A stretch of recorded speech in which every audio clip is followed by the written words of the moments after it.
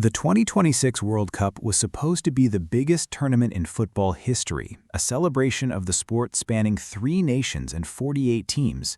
But last night, in the mixed zone outside the dressing rooms at Lumen Field in Seattle, one of the tournament's most respected captains stood in front of cameras and said something no governing body wants to hear from one of its own competing nations, mid-tournament, on the record. So what actually happened? Why has Iran's captain reached boiling point? And what does it tell us about the gap between FIFA's promises and what's actually unfolding on the ground? Let's break it down. Start with the background because the context surrounding this outburst matters enormously to understanding why it landed the way it did. Iran needed a win against Egypt in their final group match to guarantee automatic qualification from Group G. Instead, they were held to a 1-1 draw, a result that leaves Team Melli's World Cup survival now dependent on results elsewhere as they wait to discover whether they'll squeeze through as one of the tournament's 8 best third-placed teams under this year's newly expanded format. Mohamed Sabi gave Egypt the lead after Mohamed Salah's initial effort was parried into his path, before Ramin Rezaeian equalized for Iran, a result that earned him the match's Player of the Award. Taremi himself had a difficult night on the pitch, missing an early penalty after his effort was saved by Egyptian goalkeeper Mustafa Shobir, and then watching what looked like a dramatic stoppage time winner ruled out by VAR for offside by the narrowest of margins. Egypt, by contrast, secured a historic first-ever place in the World Cup knockout stage, finishing the group stage unbeaten, a genuinely significant achievement for Egyptian football, regardless of how the night ended for their opponents. On the pitch, it was a result both teams could point to with some pride. Off the pitch, it became something else entirely. This is far from the first time Iran's participation in this tournament has generated headlines beyond the football itself. The squad situation has been one of the most closely watched storylines of the entire group stage, given the unprecedented circumstances surrounding their preparation and travel arrangements throughout the competition. This matters because of everything Iran's squad has been navigating since before the tournament even began. Due to the ongoing military conflict between Iran and both the United States and Israel, Iran's federation was forced to relocate its entire training base from Tucson, Arizona to Tijuana, Mexico in the final stretch before the World Cup started. That single decision meant every match Iran played inside the United States required an international border crossing, both before and immediately after every single fixture, something no other competing nation in this tournament has had to manage as a basic condition of simply playing football. Here's where things get interesting because Taremi didn't hold back when reporters asked him directly about the team's immediate return to Tijuana following the final whistle against Egypt. "Yeah, we have to go back," Taremi said. "We have always complained about these things since the beginning. It's a disaster. World Cup disaster. I mean, FIFA, they have to solve every problem here, but unfortunately they couldn't solve it since the beginning." He then went further, revealing a specific promise that he says FIFA's own president made directly to the squad and that he says was never actually delivered on. "Mr. Infantino came to our changing room in the first game and said it's just the beginning, but it's the group stage finish tomorrow, and we don't have our logistics people here. They don't have a visa," Taremi said.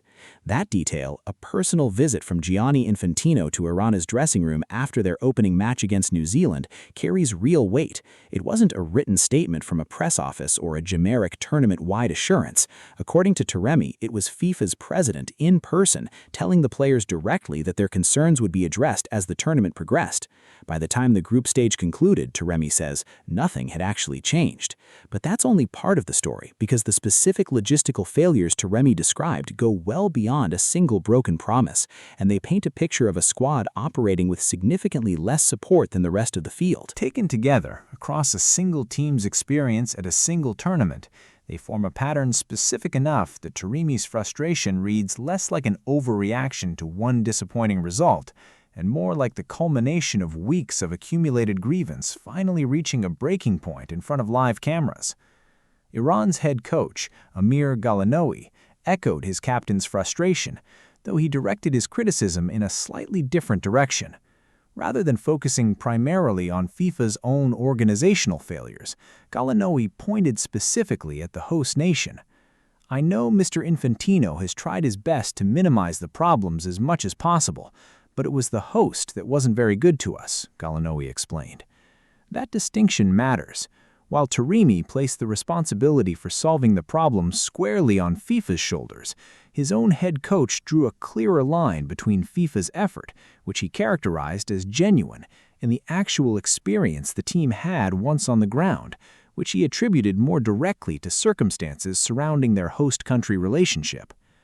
Let's make this human for a moment, because behind the institutional finger-pointing are professional athletes whose entire careers have built toward this exact tournament.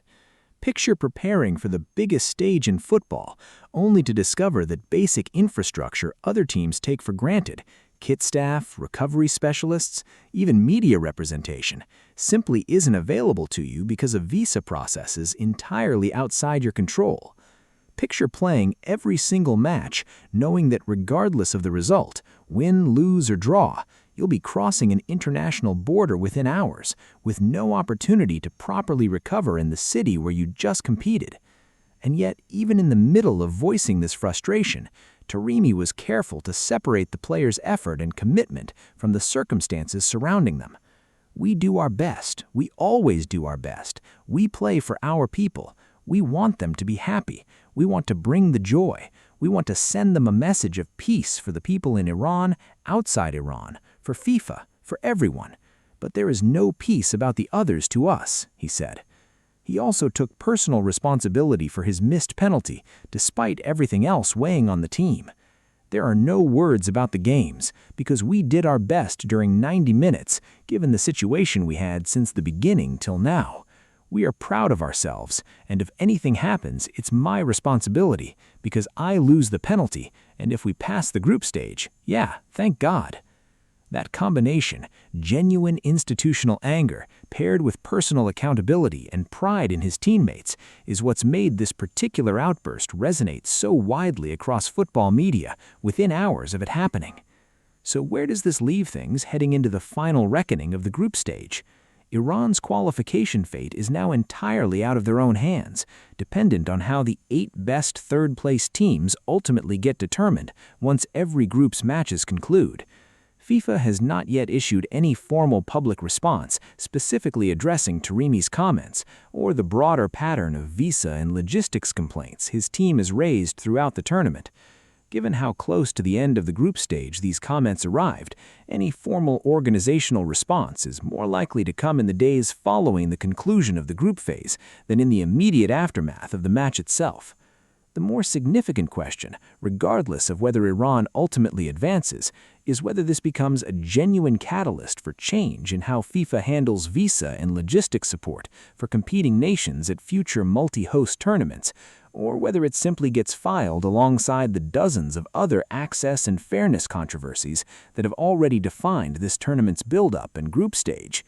Given the sheer specificity of what Taremi described, 11 senior officials denied visas, the forced relocation from Arizona to Mexico, the repeated post-match border crossings, this particular complaint carries a level of detail that's harder to dismiss than more generalized frustrations raised elsewhere in the tournament.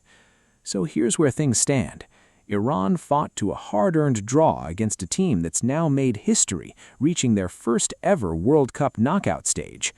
Off the pitch, Iran's captain delivered one of the most direct, sustained criticisms of FIFA's tournament organization that any player has offered at this World Cup, naming a personal promise from the organization's own president that he says was never fulfilled. Whether Iran's own campaign continues into the round of 32 remains genuinely uncertain, hanging on results elsewhere in the tournament over the coming hours. What do you think? Does Taremi's criticism reflect a genuine institutional failure on FIFA's part, or are these the kinds of logistical challenges that come with running an unprecedented 3-nation, 48-team tournament for the first time? And do you think Iran deserves to advance based on their performances on the pitch, regardless of what's been happening around them? Iran has been affected by visa issues that prevented 11 senior officials from joining the team altogether, according to reporting on the situation. That's not a minor inconvenience. Modern international football squads travel with extensive support staff, kit managers, video analysts, sports scientists, medical personnel, all the infrastructure that allows players to recover properly between matches and prepare specifically for upcoming opponents. Taremi was blunt about what that absence actually meant in practice. "Our logistics don't work here. Where is our media? You can check. No media here. No media, no kitmans, no one," he said. He also raised the question of basic media representation, pointing out that Iran's own journalists covering the tournament have faced their own access restrictions throughout the competition, leaving the squad without even the normal press infrastructure other competing nations have taken for granted. The travel arrangement itself became the most repeated grievance in Taremi's comments. "How is it possible we always have to travel to Tijuana?" he asked. "We love the people of Mexico. We love Tijuana. It's so good. They are such humble people. We love them. But as a professional player, professional competition, it's not right." He made clear his frustration wasn't with Mexico or its people at all, but with the basic unfairness of a system that required his team to repeatedly cross an international border for recovery, when every other squad in the tournament could simply return to a hotel in the same city where they'd just played. This matters because recovery time is not a luxury at the elite level of football.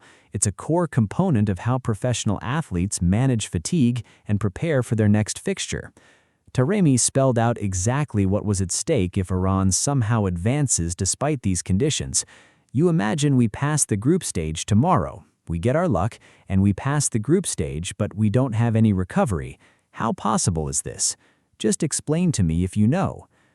When pressed on who specifically should be held responsible for resolving these issues, Taremi's frustration boiled over into something close to genuine exasperation.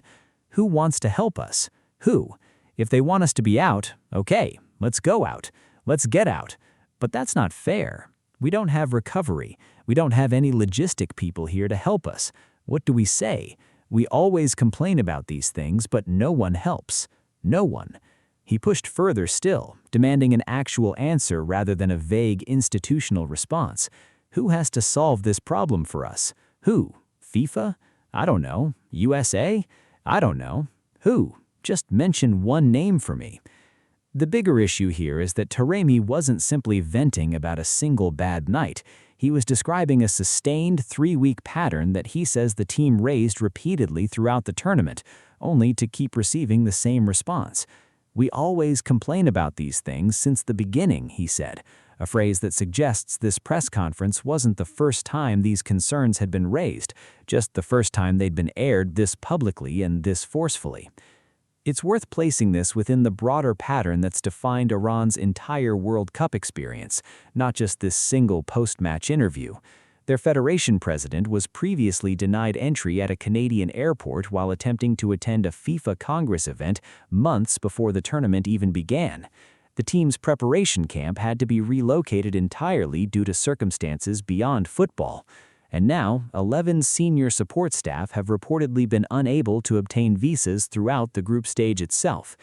Taken individually, each of these incidents might be explained away as an isolated administrative hiccup,